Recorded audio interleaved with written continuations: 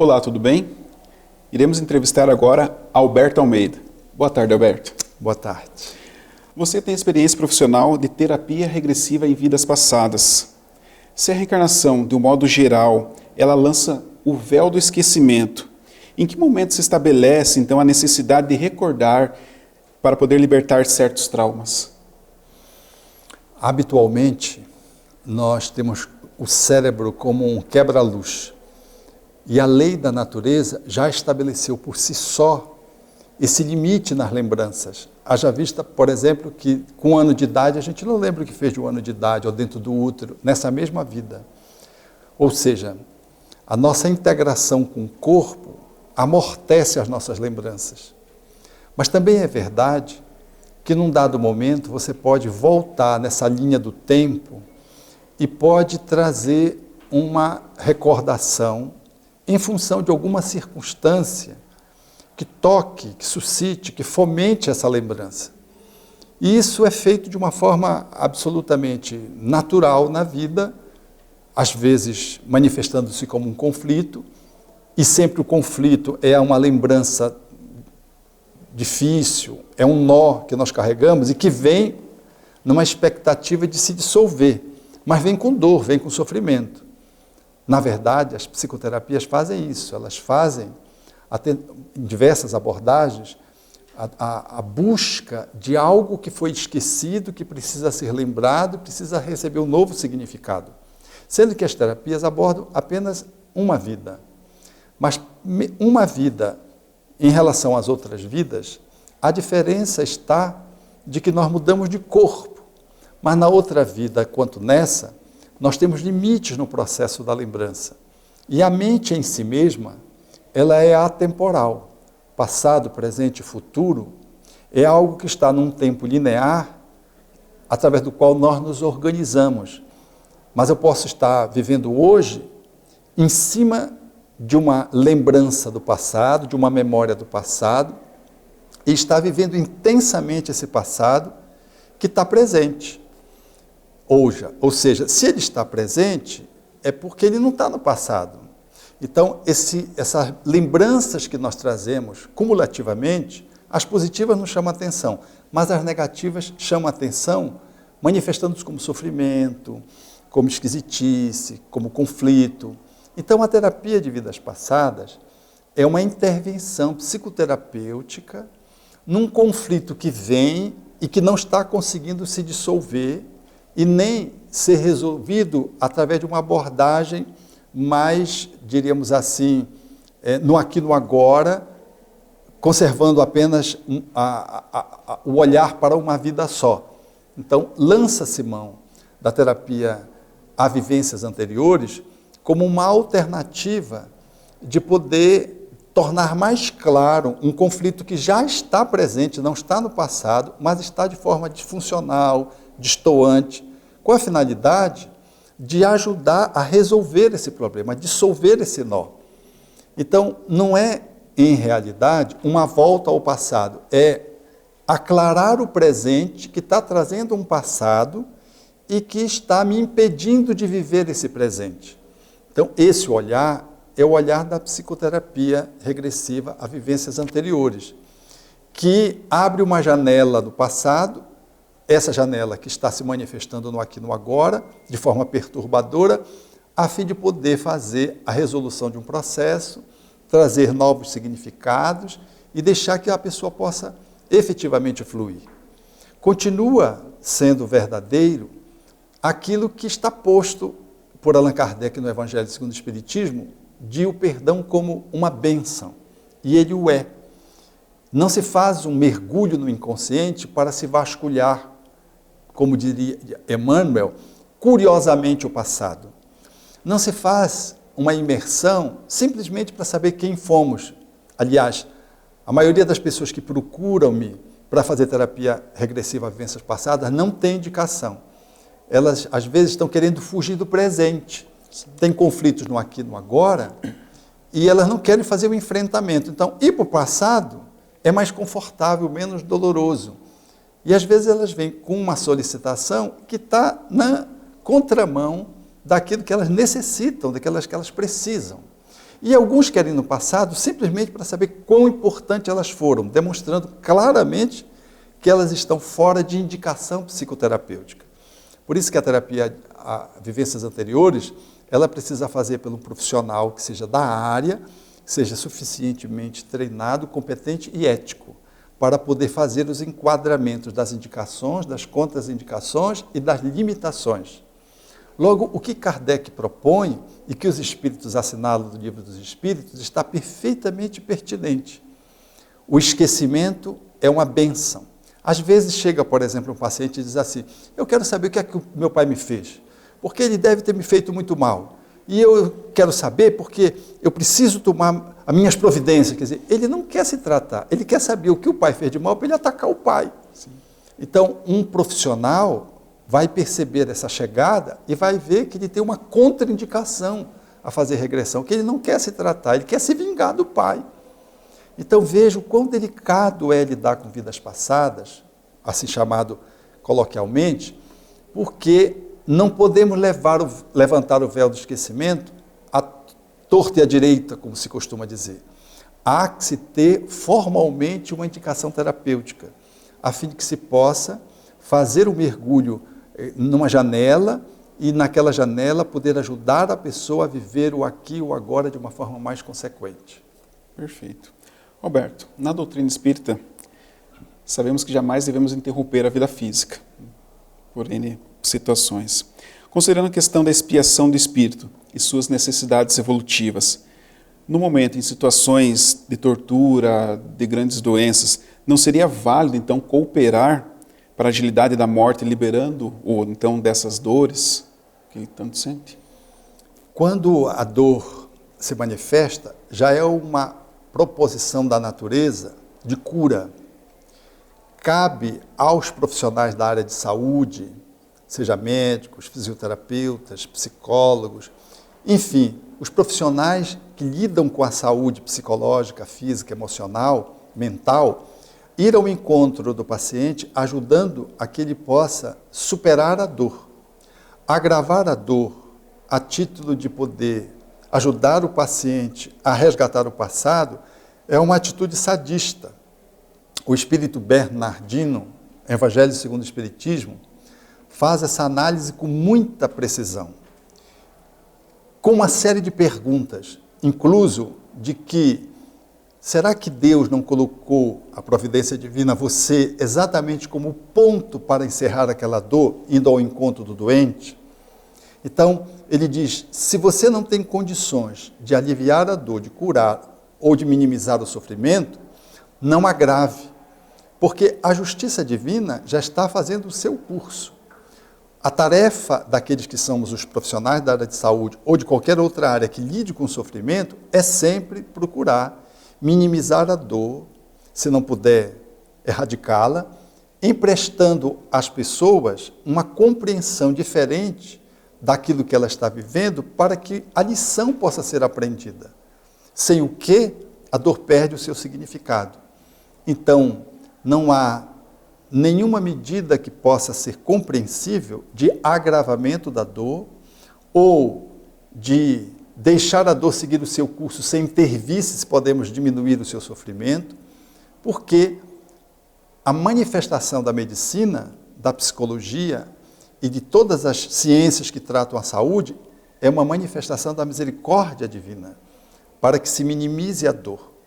Nós criamos o sofrimento e a medicina cria o analgésico, o anestésico, que são alternativas para que possamos aprender sem sofrer tanto.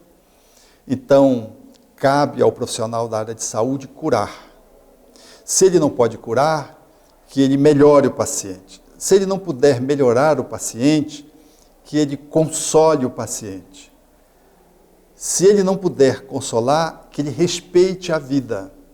Se ele achar que não tem condições de fazer nada mais em benefício daquele paciente, mas jamais, em tempo algum, agravar o sofrimento, ampliar o sofrimento ou tentar eliminar o sofrimento, eliminando a pessoa.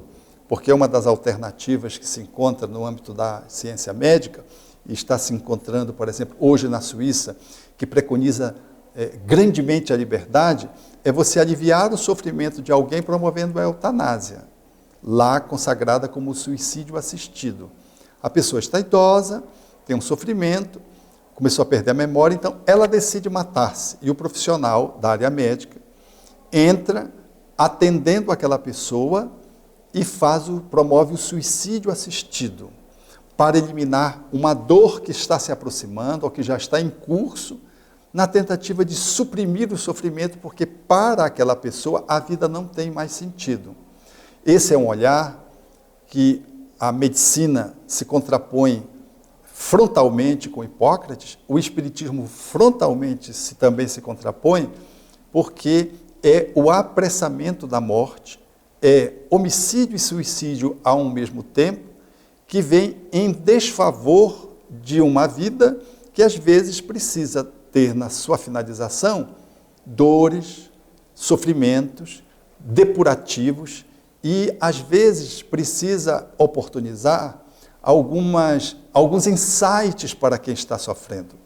Eu gosto de lembrar do livro Sexo e Destino, quando aquela moça é atropelada depois de um conflito com o pai adotivo que a tenta seduzi-la, e ela, ao sofrer um acidente, porque ela sai perturbada, ela fica entre a vida e a morte. E os espíritos amigos estão atendendo. E passa alguém pelo corredor e faz uma frase de lamentação, porque ela ainda estava viva. E os benfeitores dizem, enquanto nós estamos fazendo esforço para manter a vida, em outras palavras, estes passam por aqui e querem empurrar para a morte. E eles estavam mantendo a vida porque o pai entrara em conflito, foi ao hospital e pediu o arrependimento. Arrependido, pediu, via o arrependimento, o perdão da filha. E ele, desgraçadamente naquela situação, a filha neurologicamente muito comprometida, ouvia a solicitação dele, queria perdoá-lo, mas não conseguia. E ele pede para que ela mova uma falange, se ela estava o perdoando. Os espíritos amigos atendem-na orgânica e espiritualmente falando, e ela então consegue mexer uma falange. E o pai então faz uma virada de esquina, porque aquele desfecho sem o perdão deveria ter consequências dramáticas para aquele pai. Mas com o perdão, o pai poderia reescrever a sua história. E quando isso acontece, eles tiram-na do corpo. Então, minutos, às vezes, que podem parecer supérfluos, inúteis, são, às vezes, preciosidades para a misericórdia divina. Eu tive como profissional atendendo na área, por exemplo, de UTI, situação de estar atendendo uma pessoa jovem, bela, recém-formada, com filho primeiro, portanto, filho único, recém-casada, pouco tempo de casada, e o coração parar de bater e ninguém conseguir fazer aquele coração parar de bater. Que não tinha patologia que pudesse justificar, ela fez uma gravidez complicada, aquilo que era o risco parece que tinha sido superado, teve a criança, quando parece que estava tudo seguindo um bom curso, e ela foi para a UTI só para manutenção, ela fez uma parada cardíaca. Quem estava de plantão era um cardiologista, o cardiologista, portanto, intensivista, habilitado a fazer a ressuscitação cardiopulmonar, não conseguiu fazer. Usou todos os recursos, eu estava lá doutorando, eu estava fazendo estágio, e aquela moça bela, jovem, deixando um filho, o esposo olhando pela fresta da UTI, na cortina que não se fechou, no apressamento de atendê-la, e chamado o outro colega, que era o médico dela, o obstetra, que chegou também, tudo foi feito e aquele coração não parou, não voltou a funcionar. Então a vida tem essas coisas que a providência divina tira ou põe. Há o provérbio popular, né? O homem põe e Deus dispõe. Então, eu penso que o sagrado dever da medicina e das abordagens da saúde, numa perspectiva espiritualista, é proteger a vida. E o espiritismo se alinha com essa posição. Certo. Roberto, indo nessa linha também, e nos casos clínicos, como você bem colocou, de que já vão causar morte, e se a gente pedir para não ser ressuscitado, seria equivocado?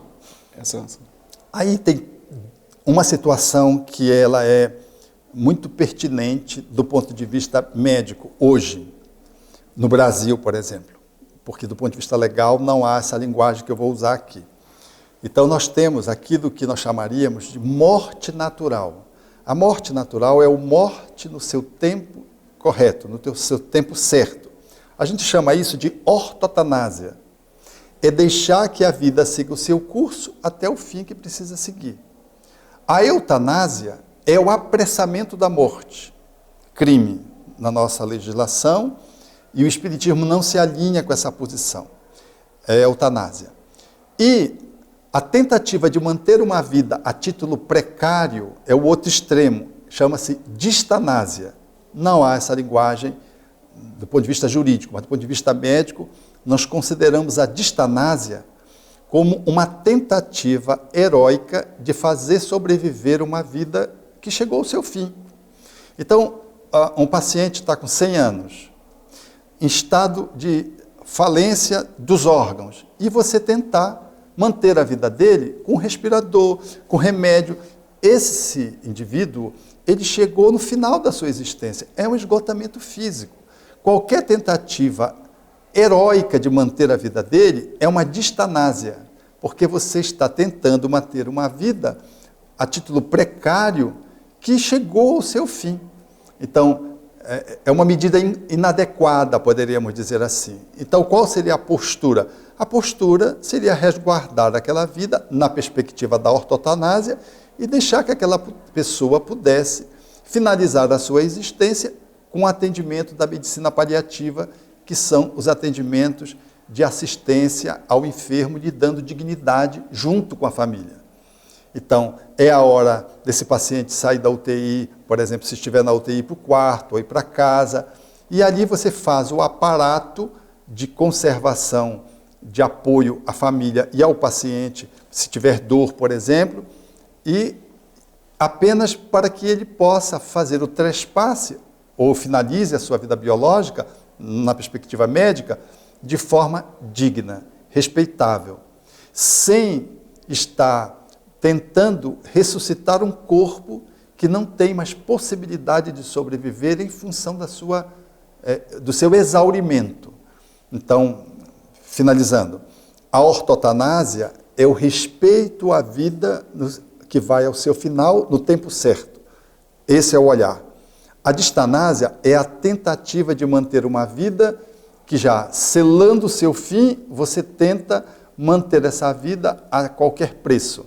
E a eutanásia é o apressamento de uma morte, considerando vários motivos, quando a morte ainda não está no seu momento certo de chegar. Ou seja, não está na etapa de finalização biológica que aquele corpo, pela idade ou pela doença, apresenta. Então, isso é uma eutanásia. A doença pode ser incurável, a doença pode ser terminal, mas se você apressa, é eutanásia. Se você quer fazer a ortotanásia, você entra com a medicina paliativa, dá assistência àquele paciente para que ele faça o caminho de finalização, de terminalidade, de forma adequada, junto aos seus afetos, com o carinho da família, evitando qualquer posição outra que possa levar a um exagero no campo do cuidado e uma tentativa de contrariar a lei da natureza. Alberto, Jesus asseverou que seus discípulos seriam reconhecidos por se amarem muito. Será que nós, trabalhadores da doutrina, podemos ser reconhecidos dessa forma? Não está faltando mais sensibilidade, principalmente nós, no nosso interrelacionamento pessoal? Isso é uma resposta que cabe a cada pessoa que está vivendo esse processo de convivência familiar na casa espírita, com os seus pares, os outros companheiros, que são os trabalhadores, e com o público em geral que frequenta a casa espírita. Eu penso que isso é um desafio, a capacidade de amar de cada pessoa que vive dentro de uma casa espírita um espaço de convivência. Só se pode estabelecer amor se se convive. E na convivência, cada um ama do jeito que consegue. Nós não podemos esperar que as pessoas amem cristãmente no nível de Chico Xavier, se elas são cisco, não são Chico. Se eu sou um espírita e tenho N dificuldades, estou chegando na casa espírita, me apropriando de um trabalho e tenho muitas limitações, é natural que eu não vá conseguir ter a mesma chegada de fraternidade, de humildade, de solidariedade que um outro trabalhador que já conseguiu superar essas fases. Então, nós não precisamos estar muito conscientes de não colocar um nivelamento que possa dizer assim, olha, você está amando ou não está amando, porque isso é muito subjetivo. A questão é, eu me importo com você, como é que eu me importo com você? Eu tenho meu jeito de me importar com você. Meu pai se importava com os filhos, ele não abraçava, não beijava, não dizia que amava, mas ele telefonava para saber se a gente apagou a luz, porque ele não queria que cortasse a nossa luz. Então, pegando no pé, era o jeito com que ele amava. Então, a gente precisa entender como é que o outro ama. E, às vezes, a chegada do outro, a intenção é positiva, a chegada é positiva, o bem é o seu foco, o seu propósito. Ainda que a gente possa, na atitude do outro, não perceber isso de pronto, ou achar que ele não nos ama porque a gente queria ser amado de um jeito que a gente, às vezes, está conseguindo já estabelecer, ou do jeito que alguém nos cuida, nos ama, nos trata. Então, nesse exemplo que eu citei, minha mãe tem uma chegada diferente, mulher, mas amorosa, mas meu pai era doente psiquiátrico. Então, talvez, se pudesse fazer um amorômetro, ele talvez a amasse tão intensamente ou mais que ela, porque ele, mesmo sendo doente psiquiátrico, ele pegava no pé dos filhos por se preocupar com os filhos, porque ele é o melhor dos filhos. E ele fazia isso com aquilo que lhe tocava mais profundamente, que eram as coisas. A minha mãe já era mais sensível, um espírito de uma outra condição. A chegada dela de amorosidade era no outro nível. Então, eu penso que nós precisamos olhar na casa espírita, enquanto família de convivência, a forma de cada um expressar o seu afeto, o seu amor. Uma pessoa, por exemplo, que tenha origem oriental, um japonês, por exemplo, que venha emergente dessa cultura e que chegue no espiritismo e que tenha chegado há pouco tempo ou a um tempo razoável apenas do Japão, ele vai trazer a cultura japonesa. Então, ele não vai ter a mesma afabilidade, a mesma chegada intensa que um italiano, que é muito parecido com a gente, que fala, que abraça, que fala alto. E o japonês é tudo contido. É tudo... Então, o japonês ama menos do que o italiano, porque abraça menos? Não, não ama menos. É o jeito com que um e outro amam é que é diferente. O problema está na cristandade, quando a gente não consegue relacionar-se amorosamente. Ou seja, o meu objetivo é o poder, o meu objetivo é o cargo, o meu objetivo é passar o outro para trás, eu uso a fofoca. Aí essas estratégias, elas não objetivam o bem do outro e nem do grupo. Elas objetivam a minha projeção, o meu lugar, o meu ego. Então, isso não é amor.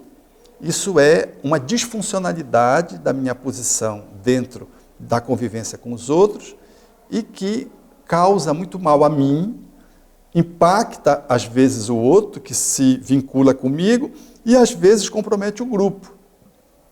Então, a intenção é muito mais importante a direção do que a velocidade.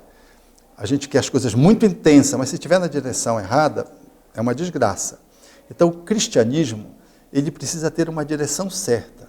E a palavra que configura isso é o bem. Se eu estou querendo o bem do outro, eu estou amando o outro. Ainda que eu grite com o outro, eu posso gritar com o outro num dado momento. E o grito pode ser uma manifestação de amor. A casa estiver pegando fogo, ninguém vai dizer, meus irmãos, vamos sair da casa que está pegando fogo. Eu vou dar um grito para que saiamos da casa. É uma expressão de amor. Mas o grito com uma agressividade despropositada, com manifestação desqualificadora, não caracteriza o amor. Mas ainda assim, esse que grita numa circunstância, ele pode ter feito isso pontualmente. E isso faz parte da nossa humanidade, os nossos escorregões. Então, o cotidiano da convivência é que diz se eu estou numa relação do amai-vos ou não. Se eu estou me esforçando, aqui e acolá eu escorrego, trato mal um companheiro, me destempero. E depois, mas todo mundo sabe que aquele indivíduo, ele conta com o grupo, ele participa do grupo, ele exerce a sua fraternidade do jeito dele. Ninguém vai pensar de que ele é uma pessoa que está desconectado da equipe porque usou um comportamento ali inadequado com alguém, ou às vezes fora, né? Às vezes a pessoa tem um comportamento fora da casa espírita, se atrapalhou. Quantos de nós não nos atrapalhamos? E esse companheiro não pode ser excluído da casa, não pode ser excluído do grupo como se ele não fosse um cristão. Ele nos ama, mas ele nos ama do jeito dele, na condição dele. Ah, mas ele fez isso. Se escorregou, quem não escorrega? Se Judas estava do lado de Jesus, apunhalou, entre aspas, Jesus, se Pedro, que é essa figura máxima, que o catolicismo enalteceu de forma emblemática numa catedral, negou Jesus 3 vezes, não foi uma. Depois de perguntar quantas vezes devia perdoar, né?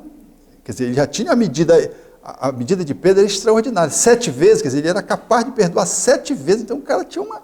A gente não perdoa 7 vezes, a gente perdoa 1, 2, já não. Terceira vez é burrice, a gente já descarta a pessoa, né? Pedro era um cara poderoso, tanto é que se transformou num ícone depois, mas negou Jesus, negou o mestre. Então, essa coisa de perfeição que às vezes a gente quer colocar no amai-vos uns aos outros, ela nos desqualifica, nos tira do nível da cristandade, rompe com a nossa humanidade e nos desempodera de sermos cristãos. Eu acho que nós precisamos nos amar como cristãos, com a nossa falibilidade, com as nossas encrencas, com os nossos pontos cegos, e devemos ser valorizados nesse esforço, nesse caminho, porque efetivamente nós estamos em aprendizado. Outro dia eu vi uma experiência muito curiosa no Jardim das Oliveiras. Era um espírito trabalhador que estava se comunicando, encrencado com um trabalhador que estava entrando para a atividade do grupo. E ele dizia, não, ele não pode trabalhar aqui, ele me fez isso, fez aquilo outro. E eu conversando com ele, era um trabalhador, não era um obsessor, era um trabalhador. E eu conversando com ele, e ele diz, olha, se vocês deixarem ele entrar no grupo, eu saio. Quer dizer, olha, eu fiquei pensando, quer dizer, ele foi colocado para se comunicar como um trabalhador, mas ele colocava limite a uma outra pessoa que também vinha se candidatar ao trabalho, que estava encarnado, que tinha prejudicado ele numa outra existência, e que ele não tinha esquecido, e ele reconheceu isso, e estava encrencado. Aquilo me serviu de muita reflexão, né? Porque é que nem a gente, né? Quer dizer, o que estava chegando para trabalhar era um cristão, está no exercício de amor, ele também é um cristão, no exercício de amor, desencarnado, trabalhando na casa, com os limites dele, e ali ele tentando julgar o encarnado, que ele tinha lhe prejudicado, e colocando até como ameaça a retirada dele enquanto trabalhador da casa. Eu fiquei muito pensativo, porque é exatamente como acontece conosco. Sim. Então, o exercício de amor, ele precisa ter esses 2000 passos que Jesus propôs, na consideração daqueles que somos os mais, diríamos assim, mais experimentados, ou somos aqueles que estão mais à frente na casa, com maior responsabilidade. Nós precisamos compreender que nós estamos numa escola de exercício de amorosidade. Importa saber, nós estamos exercitando o amor? Estamos.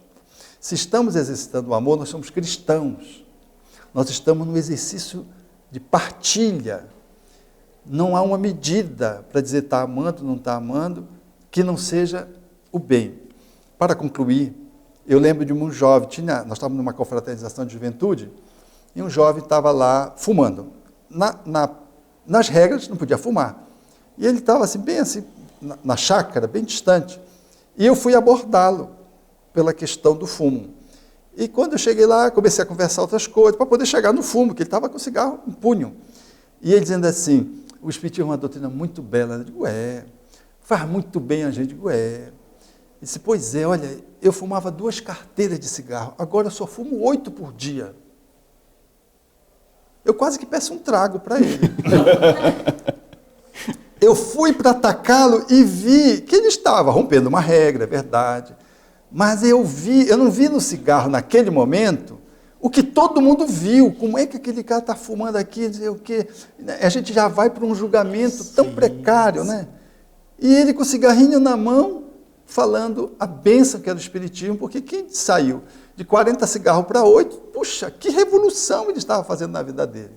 Eu quero dizer que eu não disse nada para ele. Depois nós vamos compartilhar com a equipe de coordenadores a experiência que eu tinha vivido ali com ele. Não é que tivesse certo ele fumar ali, porque era uma regra que estava sendo rompida. Mas vejo como o olhar nosso, ele precisa ser mais terno, mais complacente, ou se preferir, mais compassivo, para que a gente possa ter olhos de ver o exercício de amor em cada um, que às vezes está sinceramente nesse esforço de amor, mas não está do jeito que a gente estabeleceu como o critério, no nosso critério, como se houvesse um critério para dizer que a pessoa está efetivamente amando e sendo amada. Certo. Alberto, finalizando, poderia encerrar então oferecendo uma mensagem a todos os trabalhadores do movimento espírita? Eu queria dizer aos companheiros que caminhamos juntos que todos nós somos importantes, precisamos nos dar as mãos e seguirmos. Hoje alguns estão em melhores condições, outros às vezes estão mais frágeis. Um escorrega, mas o outro está de pé. Se damos-nos as mãos, nós estamos um e outro puxando-nos para que o grupo, enquanto grupo, caminhe.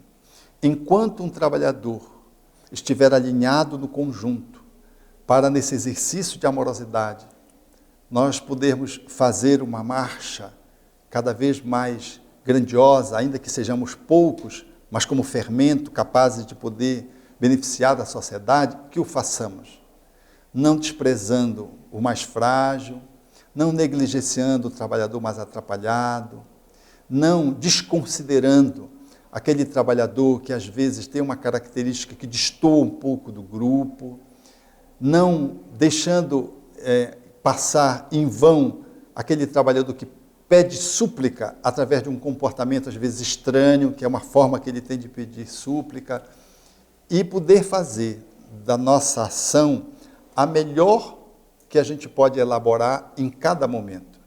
Porque enquanto trabalhadores do caminho olhamos para os outros, se eles estão cumprindo o que eles precisam fazer, nós desconsideramos se estamos em dia com aquilo que é o nosso propósito e com aquilo que a gente poderia fazer, mas não está fazendo porque está olhando para os outros. Então, essa ocupação consigo próprio e esse olhar coletivo deve nos empoderar para que o amor em nosso coração seja de tal modo vivaz, intenso, profundo, capaz de poder sensibilizar aqueles que caminham conosco e, quiçá, possamos fazer uma grande frente às necessidades humanas que se mostram em diferentes matizes, aguardando que Jesus possa visitar. E essa visita vem também através de nós. Nós somos mensageiros de diversas formas, somos carteiros de diversos tipos, somos aqueles que fazemos as mensagens virtuosas pelo mundo virtual em diversas circunstâncias, mas a melhor forma que temos de poder representar Jesus junto à sociedade e ao lado daqueles que caminham conosco é poder ser um pouquinho melhor a cada dia, ser parte da mensagem, não apenas um carteiro que entrega a mensagem, mas de alguma forma podermos ser igualmente a mensagem que vai sendo veiculada, reconhecida no nosso alto esforço, na nossa transformação, no nível de solidariedade com que a gente compartilha, de disponibilidade com que a gente oferece e de compaixão que a gente consegue já reunir e o fazemos de uma forma bem ampla e sem um critério de seletividade que pudesse nos ancorar apenas numa direção e não noutra, caracterizando, portanto, um preconceito deste ou daquele naipe. Que sejamos, portanto, o máximo que possamos ser no campo da luz, que é capaz de poder oferecer do íntimo da nossa alma, enquanto movimento transformatório que consigamos elaborar, que sejamos o sal capaz de poder dar o sentido à vida dos outros, porque o sal, ele só faz sentido se ele realça o sabor da comida. Enquanto cristãos, em sendo sal, a nossa capacidade de poder revelar o talento do outro, a capacidade do outro, isso é ser cristão. Não é dominar o outro, não é estar à frente do outro, não é manipular o outro, não é estar acorrentando os outros a nós, a capacidade de fazer esse caminho a que Jesus nos propôs, de ser o sal que salga, mas no sentido de dar tempero às comidas, às pessoas que caminham conosco, talvez seja um grande desafio de ter a medida certa para que possamos comparecer na vida de todos, sabendo de que a gente começa contribuindo com os outros quando nós conseguimos fazê-lo em relação a nós mesmos. Porque é na medida do amor que a mim me concedo, que se espraia para o outro, que eu alcanço a finalidade última da existência, que é reverenciar a divindade no aqui e no agora, todos os dias, caminhando juntos. Um abraço.